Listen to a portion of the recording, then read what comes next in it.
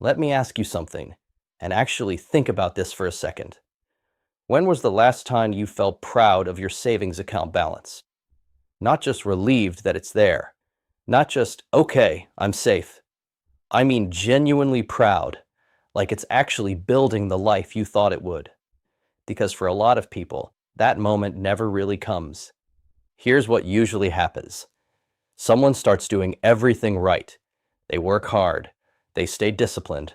They set up automatic transfers. Every month, money moves out before they even get a chance to spend it. They say no to things other people say yes to. Trips, upgrades, small daily habits that add up. And at first, it feels good. It feels like progress. But then a couple years go by. They finally check the balance. And instead of feeling excited, they feel something weird.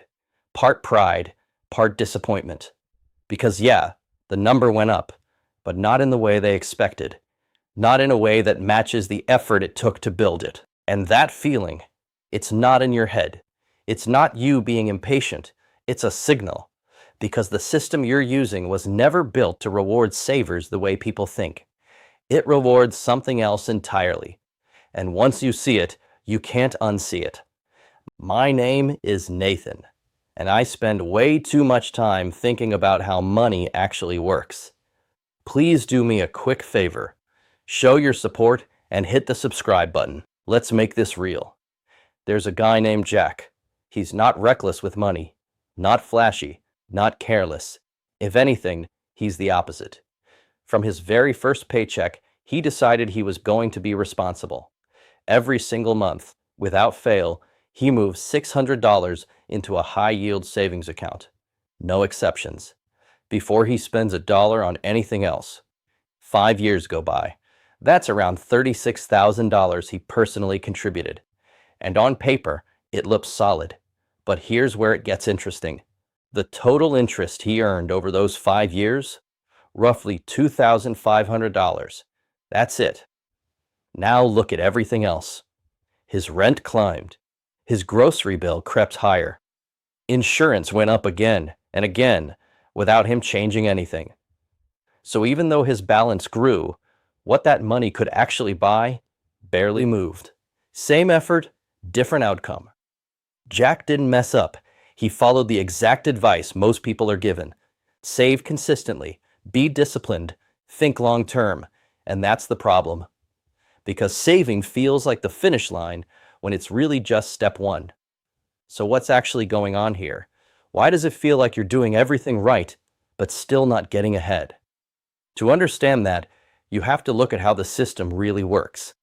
Right now, most high-yield savings accounts are offering somewhere around 4% annually, maybe a little higher if there's a promotion. And on the surface, that sounds pretty good. Way better than what savings used to pay. But there's something most people don't factor in. That interest, it's taxed like regular income.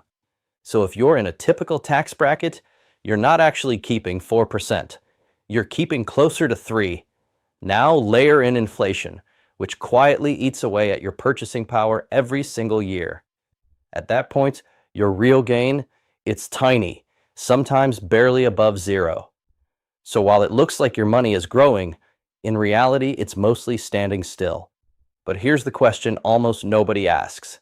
If your money isn't really growing, then who is it benefiting? Because it is benefiting someone.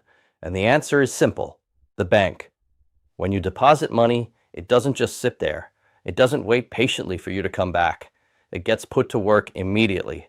Your money gets loaned out to home buyers, to businesses, to people carrying credit card balances. And those borrowers, they're paying much higher interest rates, 9%, sometimes even 20%. The bank collects all of that, then pays you your small percentage and keeps the difference. So while you think you're saving, they're investing, using your money. That's how the system is designed, and it's not some hidden secret. It's just not explained clearly. Now this is where things shift, because once you understand that, you start asking a better question. What happens if you move from being the saver to being the investor? Let's keep it simple. Same starting point, $10,000, 2 different paths. If that money stays in a savings account, It grows slowly, predictably, but limited. After 10 years, it might reach around 15,000. Now take that same amount and put it into something like a broad market index fund. Not stock picking, not guessing, just tracking the overall market.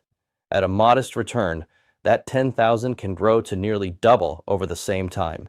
And that's before even considering tax advantages. Because here's another detail most people miss. Not all income is taxed the same way. Interest from savings, taxed at your full rate. But long-term investment gains, often taxed lower. Sometimes dramatically lower. In certain cases, even zero. Same effort, same starting money, completely different outcome. And this is where people start to feel that gap. They followed the safe path. They did what they were told. But the system rewards something else. Patience tied to growth, not just discipline tied to saving. Now, before this gets misunderstood, this isn't saying savings are useless.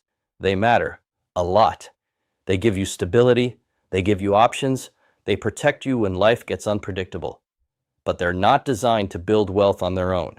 They're the foundation, not the structure. And this leads to a bigger question. If this is how money actually works, why don't more people know it? Why isn't this the default path people are taught early on? Because most people never move past step one. They stop at saving, and no one shows them step two. So what does step two actually look like? At a basic level, it's simple. You take a portion of what you save and you give it a job. Instead of sitting still, it starts participating in growth. Businesses expand, markets move, and your money moves with it. Not overnight, not instantly, but consistently. And this is where something subtle happens. Time starts working for you instead of against you. Because the earlier that shift happens, the more powerful it becomes. Even small amounts, even imperfect consistency, they compound, quietly, but relentlessly. So let's bring this back. Jack did everything right, but he stopped halfway.